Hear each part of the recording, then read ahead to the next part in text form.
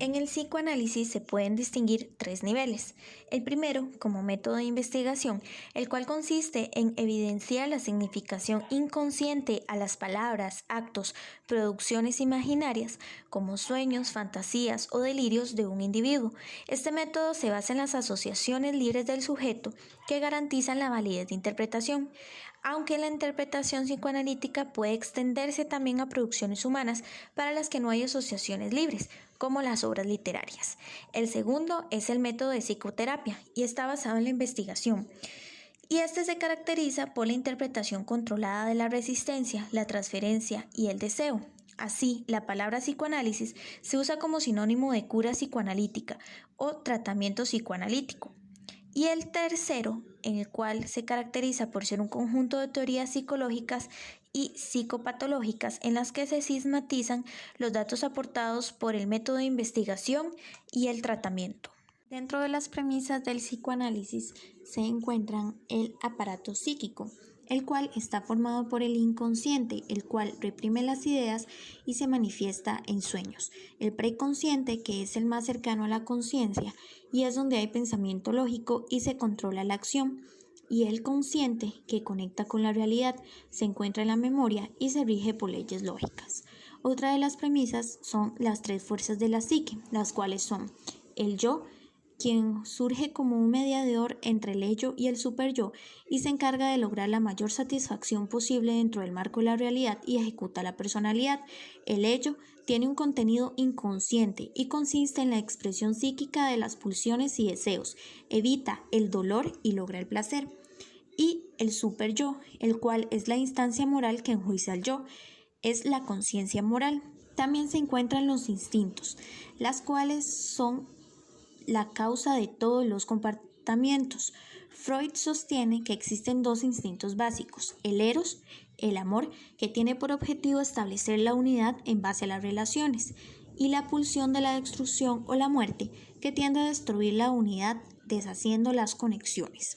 Finalmente, Freud sostiene que existen 4 fases en el desarrollo sexual, que son la fase oral, que se presenta en los 18 meses de vida y se busca el placer con la boca y se explora el entorno.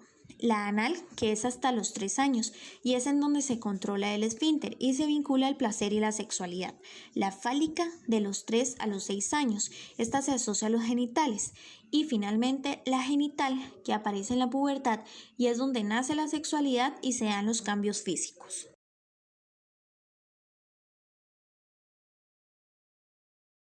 Sigmund Freud y el psicoanálisis clásico. Sigmund Freud nació en 1856 en territorio del Imperio Austriaco y falleció en 1939 en el Reino Unido. Fue un médico neurólogo de origen judío y fundador del psicoanálisis. Freud revolucionó la manera en la que se entendía la personalidad y la mente humana, ya que se centró en el inconsciente y en la influencia de los impulsos instintivos en la conducta. Asimismo, gran parte de su teoría se basaba en que la causa de los problemas psicológicos en la adultez provenían de traumas de la infancia que habían permanecido en estado latente. Otro aspecto distintivo de sus ideas fue que para sus estudios no realizó experimentos, sino que se centró en la exploración clínica, el análisis de sueños y las conversaciones terapéuticas con sus pacientes. Un aspecto importante de su teoría es el énfasis en la sexualidad.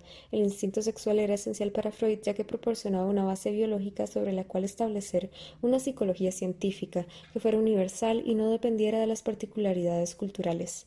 Además, adoptó una concepción reduccionista de las motivaciones del ser humano, según la cual las personas estaban gobernadas por los impulsos instintivos básicos de hambre, sed, autoconservación, agresión y sexo. Argumentaba que cualquier conducta que no estuviera aparentemente provocada por esos instintos sí lo estaba de forma indirecta, sobre todo en el caso del instinto sexual. Aunque este énfasis en la sexualidad ha sido ampliamente cuestionado, autores como Hardy señalan que se debe tomar en cuenta que Freud desarrolló estas ideas en un contexto sociocultural marcado por la represión sexual y la condenación de los placeres. Otro aspecto importante es el análisis de los sueños. Freud otorgó a los sueños un papel sumamente importante dentro de su teoría, ya que los consideraba una vía hacia el inconsciente. De acuerdo con sus postulados, al dormir, la represión habitual de los deseos se debilita y los deseos inconscientes se expresan de manera disfrazada a través de los sueños. Esta manera de abordar los sueños, aunque poco acogida por la ciencia, condujo a una fuerte influencia del psicoanálisis en áreas como la crítica social y de obras de arte. Teoría sobre el desarrollo de la personalidad. Freud propuso que la personalidad estaba compuesta de tres estructuras diferentes: el ello, el yo y el superyo. El ello está conformada por los instintos y el principio del placer. Es totalmente inconsciente y no tiene contacto con la realidad. El yo afronta las demandas de la realidad y toma decisiones racionales mientras intenta balancear los deseos del ello y las represiones del superyo. El superyo se encarga de las cuestiones morales de la personalidad y la emisión de juicios a partir de los valores inculcados por los padres y la sociedad. Asimismo, Freud propuso la existencia de diferentes etapas del desarrollo de la personalidad, cada una de estas basada en aspectos psicosexuales. La primera es la etapa oral, desde el nacimiento hasta los 12 o 18 meses. Aquí la fuente de placer se encuentra en la alimentación y el estímulo oral de la lactancia. Luego está la etapa anal, desde los 12 meses hasta los 3 o 4 años. Aquí la fuente de placer se encuentra en el ano y el control de los esfínteres. El bebé experimenta placer pudiendo retener o expulsar sus heces. Luego viene la etapa fálica, hasta los 5 o 6 años. Se descubre el placer genital y se puede recurrir a la masturbación. Además aparece el complejo de Edipo en el caso de los niños o el complejo de Electra en el caso de las niñas. Estos consisten en un amor hacia el padre del sexo opuesto y una envidia inconsciente por el padre del mismo sexo. Para resolver este conflicto se debe generar una identificación sana con el padre del mismo sexo. Luego viene una etapa de latencia desde los 6 años a la pubertad. Es un periodo de relativa calma sexual, ya que la atención de los niños y niñas se centra en cuestiones como la vida escolar y la actividad física. Por último está la etapa genital, de la pubertad en adelante. Marca la entrada a una sexualidad madura en la que la persona tiene la tarea de asumir una identidad sexual.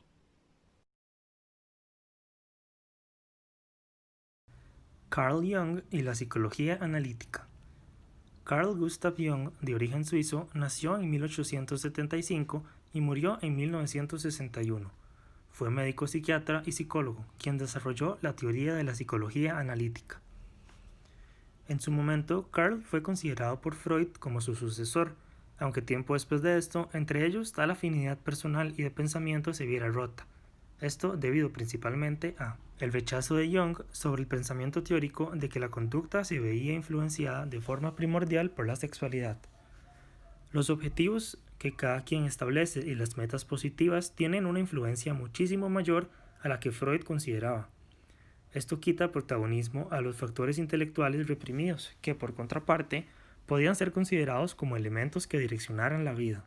Creencia en cambios a lo largo de la vida, de la mano con el crecimiento, lo cual contradice la creencia freudiana de que la personalidad se define en la infancia sin posibilidad de cambiar. En cuanto a su teoría, Jung plantea algo controversial.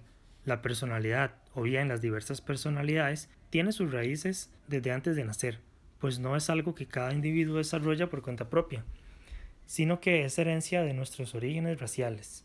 Es decir, existen predisposiciones a cómo respondemos a la vida, y así como lo hacemos nosotros, lo han hecho nuestros antepasados, pues todo se trata de una personalidad racialmente determinada.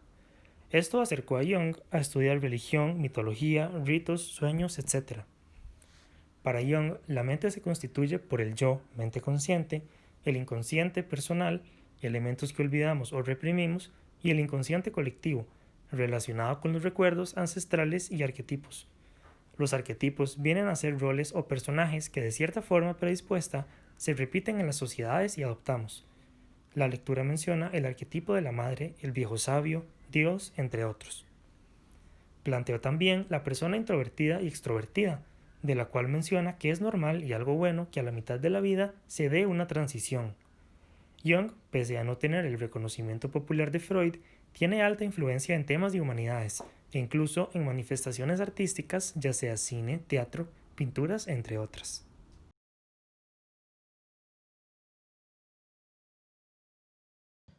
Alfred Adler vivió entre 1870 y 1937. Fue un médico y psicoterapeuta vienés. Fue de los primeros seguidores de las ideas de Freud, pero después rompió con sus ideas al considerar que Freud le daba una importancia excesiva a la sexualidad y al papel del inconsciente en las motivaciones humanas. Para Adler, el individuo es primordialmente social, no sexual. Es el estilo de vida que tiene el individuo lo que determina cómo ha de satisfacer sus necesidades sexuales y no al contrario. Las motivaciones sociales de las personas son más importantes que las motivaciones sexuales. Entonces, es más importante explorar la conducta social consciente que la inconsciente. De las ideas anteriores surge la psicología del individuo. Adler insiste en la singularidad de cada individuo. Creía en la existencia de un sí mismo creador, un sistema personal que interpreta las experiencias vividas y lo hacen buscar las que lo llenan más. Entonces, lo más importante es la personalidad consciente que empuja a cada individuo en una dirección diferente, buscando satisfacer sus anhelos y necesidades personales. Adler acuña el concepto de complejo de inferioridad y superioridad.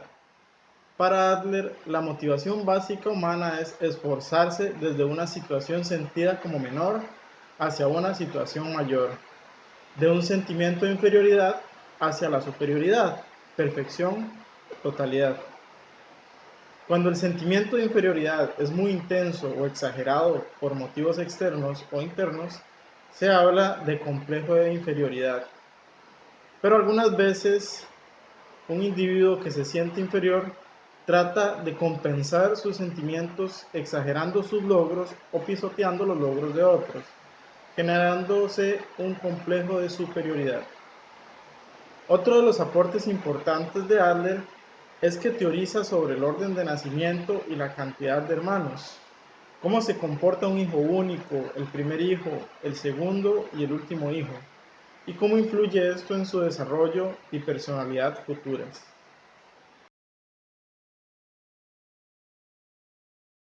Karen Horney vivió entre 1885 y 1952.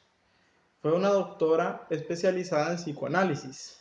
Nació en Alemania y fue naturalizada estadounidense. Es parte de una corriente neofreudiana que continúa con las ideas del psicoanálisis pero desde otras perspectivas. Se distancia de las ideas de Freud ya que este sobreestimó la importancia de los factores biológicos en el desarrollo de la personalidad, descuidando los factores sociales y culturales.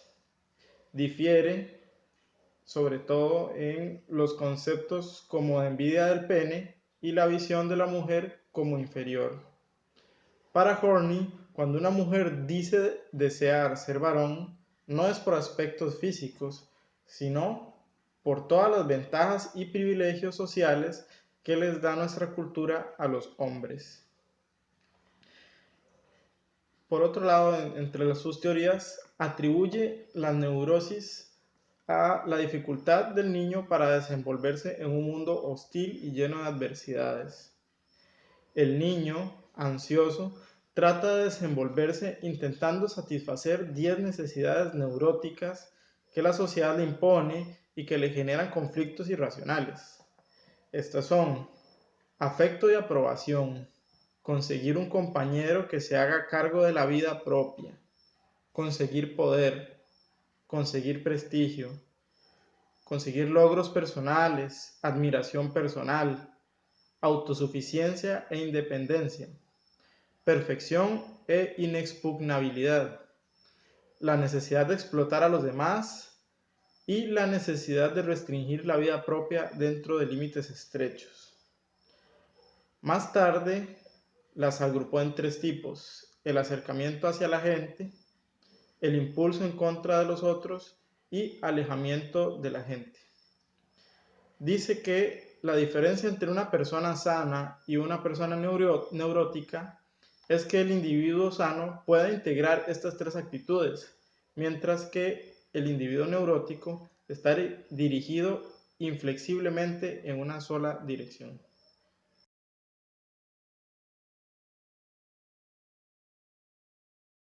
Erik Erikson y la teoría psicosocial.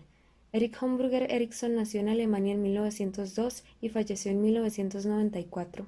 En su juventud estudió arte y fue profesor en una escuela de Viena que atendía a los hijos de los pacientes de Freud, lo cual lo hizo aproximarse al psicoanálisis. Asimismo, en ese periodo conoció a la psicoanalista Joan Serson, con quien se casó. Más adelante decidió estudiar en el Instituto Psicoanalítico de Viena y se especializó como psicoanalista infantil. En 1933 emigró a los Estados Unidos y presentó la teoría del desarrollo psicosocial. La mayor contribución de Erikson a la teoría de la personalidad fue la de resaltar el conflicto entre los instintos y las demandas sociales, proponiendo que la cultura de una persona determina cuáles serán los conflictos que deberá resolver a lo largo de su vida. Así pues, reconoció los aportes de la teoría psicoanalítica de Freud, pero desde una perspectiva que resaltaba la importancia de los procesos de socialización. Puntualmente, la teoría desarrollada por Erikson propone que la persona debe progresar a través de una serie de 8 etapas interrelacionadas, que se extienden a lo largo de toda la vida y que siempre tienen un punto crítico. Estas etapas se denominan estadios psicosociales y están marcadas por distintas crisis. La primera es confianza versus desconfianza básica. Va desde el nacimiento hasta los 12 o 18 meses. La confianza en esta etapa se produce de la certeza de un bienestar físico y psicológico apoyado en la satisfacción de las necesidades básicas y de afecto. La desconfianza se desarrolla cuando no se encuentra respuesta a esas necesidades y se generan sensaciones de abandono y confusión existencial. La segunda, autonomía versus vergüenza y duda, desde los 2 a los 3 años. Los bebés empiezan a descubrir su independencia y a afirmar su sentido de autonomía. En este caso, si a un bebé se le limita demasiado y se le castiga, es probable que desarrolle vergüenza y duda. La tercera, iniciativa versus culpa y miedo, corresponde a la edad preescolar entre los 3 y 5 años. Dada la expansión de su mundo social, los niños y niñas deben enfrentarse a más desafíos para los cuales deben actuar activa y responsablemente. La responsabilidad favorece la iniciativa, mientras que la irresponsabilidad y sus consecuencias provocan miedo y culpa. La cuarta, laboriosidad versus inferioridad, corresponde a la edad escolar de 6 a 12 años. Los niños dirigen su atención a labores de carácter intelectual y a la adquisición de conocimientos. El logro en estas áreas los estimula y el peligro se encuentra en que desarrollen un sentimiento de inferioridad con respecto a sus pares. La quinta, identidad versus confusión de identidad, corresponde a la adolescencia. La persona se enfrenta al descubrimiento de ella misma y a las interrogantes sobre qué quiere hacer en la vida. La sexta, intimidad versus aislamiento, corresponde a la adultez joven. La persona afronta la tarea de establecer relaciones íntimas con otros, principalmente parejas románticas, compañeros de trabajo y amistades. La séptima, productividad versus estancamiento, corresponde a la adultez. La persona se plantea la necesidad de establecer una vida plena y de contribuir al progreso de las futuras generaciones. Aquí influyen cuestiones socioculturales como el establecimiento de un hogar y una familia. El último, integridad versus desesperanza, corresponde a la adultez tardía.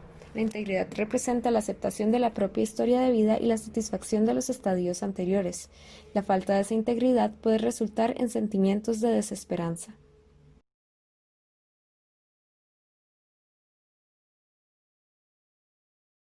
Mujeres pioneras del psicoanálisis. Nació el 20 de junio de 1871 y falleció el 23 de septiembre de 1942. Fue una doctora y psicoanalista austriaca. Es una de las primeras médicos de Austria y la primera mujer miembro de la Sociedad Psicoanalítica de Viena en 1910. El primer trabajo presentado a la Sociedad de Psicoanálisis fue en 1911 y se tituló Los fundamentos del amor maternal. Nació el 31 de agosto de 1871 y murió el 18 de septiembre de 1924. Fue una psicoanalista vienesa, pionera en el psicoanálisis infantil. Fue la primera en plantearse la práctica analítica con niños. Fue la tercera mujer que se aceptó como miembro de la Asociación Psicoanalítica de Viena en 1913. Nació en 1884 y murió en 1982. Fue una psicoanalista de origen polaco, discípula de Freud. En 1912 obtiene el título de doctor en medicina. En 1916 solicita la admisión a las reuniones de los miércoles de la Asociación Psicoanalítica de Viena. Demostró gran interés por la psicología femenina. Dentro de sus escritos destacan psicoanálisis de las funciones sexuales de la mujer, la importancia del masoquismo en la vida mental de una mujer y la psicología de la mujer. Nació el 7 de noviembre de 1885 y murió el 12 de agosto de 1942. Fue una psiquiatra y psicoanalista rusa de origen judío. Fue una de las primeras mujeres en la historia del psicoanálisis, siendo su principal aporte el concepto de pulsión destructiva y sádica, con base en el cual Freud desarrollará más tarde la pulsión de muerte. Se convirtió en la segunda mujer admitida en la Asociación de Psicoanálisis de Viena y expuso por primera vez su tesis sobre pulsión de destrucción. Posteriormente se publicó con el nombre de la destrucción como causa del devenir. Nació el 14 de junio de 1884 y murió el 19 de mayo de 1994. Fue una psicoanalista francesa, analizada por Freud. Ayudó a llevar el psicoanálisis a Francia en la década de 1920, analizando a varios de los psiquiatras más jóvenes de un hospital psiquiátrico en París. Fue aceptada como miembro de la Asociación Psicoanalítica de Viena en 1919. En 1920 se publica El análisis de un caso de neurosis obsesiva, siendo este la única aportación que ha quedado de ella en el área del psicoanálisis. Nació el 2 de julio de 1882 y fallece el 21 de septiembre de 1962. Obtiene el título de princesa de Grecia y Dinamarca. Es escritora y psicoanalista francesa. Bajo los auspicios de Freud, llevó las riendas del psicoanálisis francés. Los escritos que resaltan en el área del psicoanálisis son La sexualidad de la mujer, Introducción a la teoría de los instintos y profilaxis infantil de la neurosis, Psicoanálisis y biología, Psicoanálisis y antropología y Edgar Poe, su vida, su obra, Estudio analítico.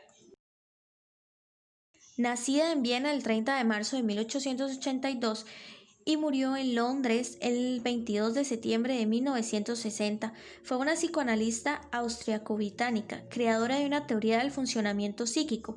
Hizo importantes contribuciones sobre el desarrollo infantil desde la teoría psicoanalítica y fundó la Escuela Inglesa de Psicoanálisis. Fue la primera en describir un marco de trabajo terapéutico con los niños. Nació en Viena el 3 de diciembre de 1895 y muere en Londres el 9 de octubre de 1982. Fue una psicoanalista austríaca de origen judío, hija de Freud. En 1922 ingresa en la Sociedad Psicoanalítica de Viena como psicoanalista de niños. En 1925 fue designada secretaria del Instituto Psicoanalítico de Viena, donde impulsó la formación de un seminario de investigación aplicado a la pedagogía y destinado a psicoanalistas, educadores y trabajadores sociales. En 1963 publicó su libro más famoso, El yo y los mecanismos de defensa. Vigencia del psicoanálisis. Después de leer teorías sobre el psicoanálisis y especialmente al considerar las fechas en que sus autores y autoras nacieron, vivieron y murieron, es común cuestionar su vigencia, quizás como una falacia implícita en que se resta mérito a estudios de épocas que contaban con una tecnología para estudiar la ciencia muy distinta a la actual. Sin ir muy lejos, el padre del psicoanálisis, Sigmund Freud, nació en 1856 y murió en 1931. Los autores y autoras que abordamos en este seminario rondan esas fechas, una época en la que ni siquiera existía Internet. Entonces, ¿sigue vigente aquel método de estudio y terapia que explora el inconsciente? Para responder a esta pregunta, consultamos tanto opinión de profesionales graduados, como estudiantes de la carrera de psicología, como las lecturas. Derek López, psicólogo graduado, nos dijo: en primer lugar, es necesario entender que la psicología, aparte de ser multiparadigmática, tiene varias áreas de investigación, y éstas tienen una dominancia distinta del psicoanálisis en cada una. Por ejemplo, la psicología social y una parte de la psicología clínica son más dominadas por este paradigma. Es interesante cómo hoy se sigue utilizando a Freud como referente, a pesar de la fecha de sus escritos sobre la teoría. Al hablar de psicoanálisis en la actualidad, siempre se remite a Freud, y es además ampliamente abordado en escritos recientes, por lo cual definitivamente no está muerto. Su vigencia también está presente en países en los que la psicología se rige por el psicoanálisis, como Brasil o Argentina. Andrés Vargas, estudiante de psicología en la Universidad de Costa Rica, nos dijo: es importante considerar que el psicoanálisis ha tenido tal auge, dispersión y desde luego efecto como fenómeno mediático que se ha insertado en múltiples fenómenos más allá de únicamente ligarlo a la consulta o bien terapia con psicoanalistas. Por ejemplo, se ha insertado en estudios culturales, de género, de bellas artes. A su vez, podemos ver el psicoanálisis como una forma de epistemología que se acerca a fenómenos socioculturales. En cuanto a su evolución, se ha despegado de un psicoanálisis positivista que generalizaba dinámicas sociales y psíquicas. En las lecturas encontramos que José Milmaniene, en el 2006, destaca, entre otros puntos importantes sobre el aporte del psicoanálisis, aspectos como la capacidad de formular buenas preguntas, pues interrogarse en un análisis significa comenzar a liberarse de las ataduras que fuerzan a las repeticiones sin diferencia. Los aportes del psicoanálisis tienen una influencia directa en diversidad de elementos de nuestra cotidianidad, aspectos reflejados en la educación, como la infancia en la forma que se moldea la personalidad adulta, el descubrimiento de la sexualidad infantil, análisis de procesos inconscientes, el autoconocimiento personal o las emociones que pueda sentir un niño o niña en su desarrollo. De esta forma, el psicoanálisis está vigente en parte también porque al ser tomado Freud como su referente principal, se ha empleado su método, ya sea con variaciones o no, para desarrollar y aplicar el paradigma.